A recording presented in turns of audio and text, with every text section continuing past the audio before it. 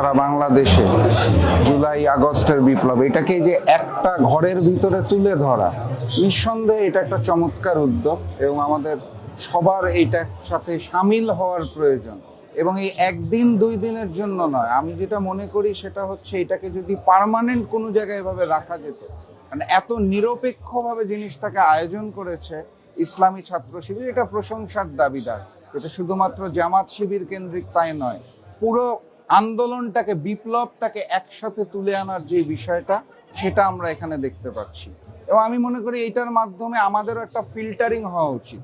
এই যে জনগণের যে ধারণা, একটা ভুল ধারণা আছে শিবির সম্পর্কে গণমাধ্যমের অপপ্রচারের কারণে, এখানে এসে সবার দেখা উচিত যে শিবিরও নিরপেক্ষ।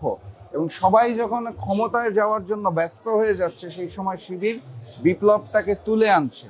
এই ফিল্টারিং এর মাধ্যমে শুধুমাত্র শিবির আয়োজন করেছে দেখে কেউ যদি এটা পছন্দ না করে, তাহলে আমি বলবো সে বাংলাদেশকেই পছন্দ করে না। অতএব সবাইকে আমি আহ্বান জানাই এই চিত্র প্রদর্শনী এসে দেখার জন্য।